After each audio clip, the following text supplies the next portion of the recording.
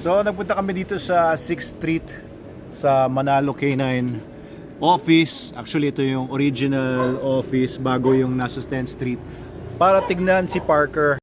Kahapon kasi balita sa akin ni Jepoy o kaninang umaga ay may sugat daw si Parker at sa paglalakad-lakad niya dito ay parang parang nakatapak daw ng bubog. Oo, ayun kaya pipilay-pilay si Parker.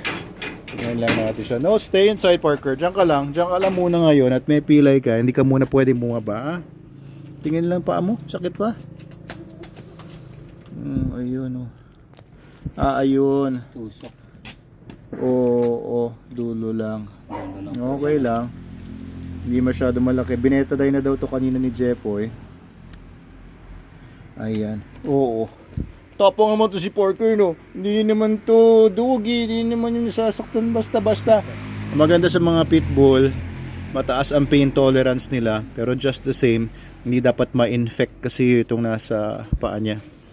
So, ayan, okay lang na medyo iika-ika muna siya. O, diyan ka lang muna. Ayan, kasi pagka ginamit yan, mas lalala yung kanyang paa. Ayan, at syempre naka SDN naman to, SDN 42. Kaya ito, purebred pitbull ito.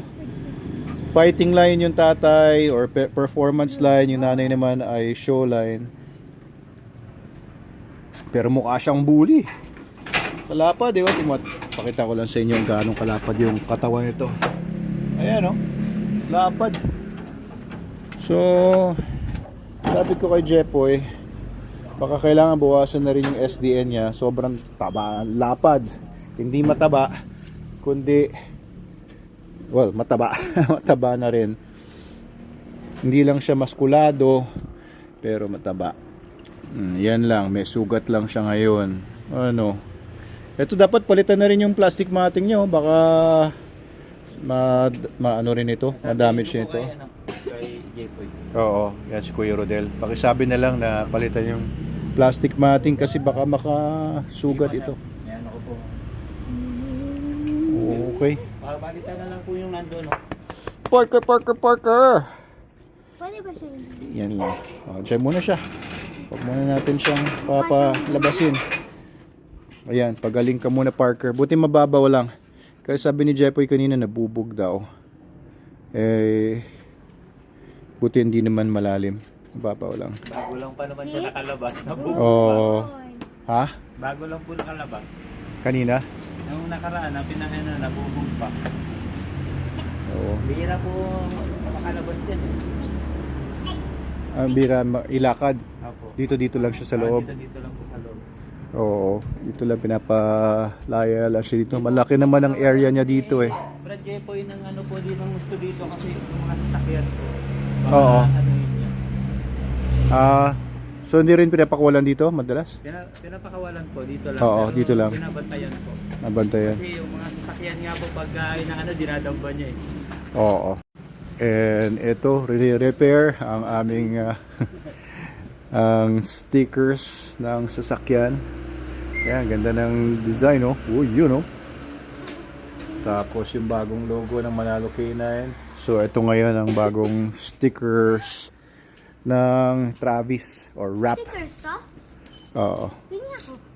So si Parker lang talagang nandito sa 6th Street. Pero sayang yung mga cages, mga stainless steel cages niyan. Siguro padala pa tayo dito ng isa o dalawa pang aso para may kasama si Parker. Baka nalulungkot. Oo, yung sugat niya. Ayan. Wawa naman. Pero okay lang yan. Ayan. Okay, comment below naman ng get well soon kay Parker. Ayan, payat-payat yung aso na yan.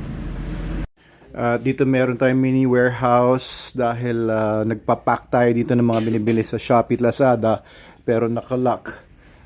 Meron mga dadalhin tayo mga SDN kay Derek Ramsey today. Ipapalala move na lang kasi nga ginagawa pa yung sasakyan na sa loob.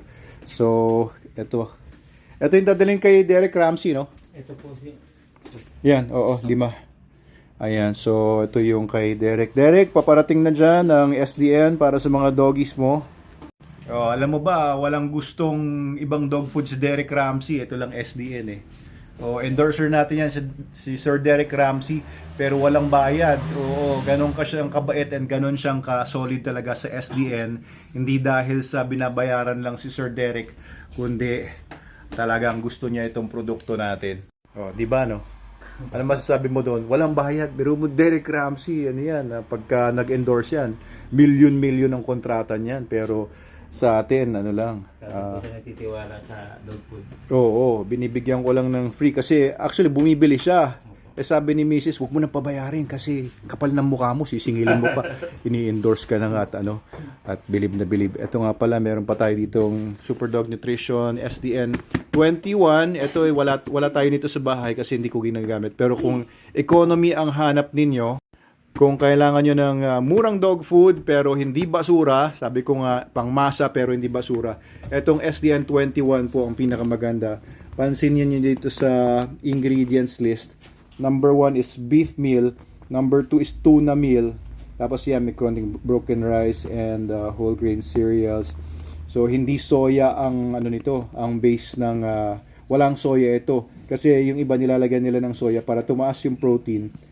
Pero plant protein lang yun. Ito 21% protein pero beef nga and tuna. Ayan, ang model natin dito ay si Rigor, yung ating alabay na inadapt. Nakapareho din ng aso ni Derek Ramsey, kagaya ni Tyson itong si Rigor, in the way na siya ay nagroon ng bilateral hip dysplasia tapos umayos talaga dahil sa SDN. Hindi naman na-cure, no? Pero talagang tumibay yung mga joints niya.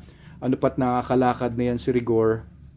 And ganon din yung yung aso ni Derek Ramsey na si Tyson na American Bully na pilay na talaga yun, hindi nakakalakad. Pero nung nag-SDN, naglakad. Ngayon makikita nyo yun kung nakita nyo yung mga videos ko. Naglalakad na yun sa buong subdivision nila.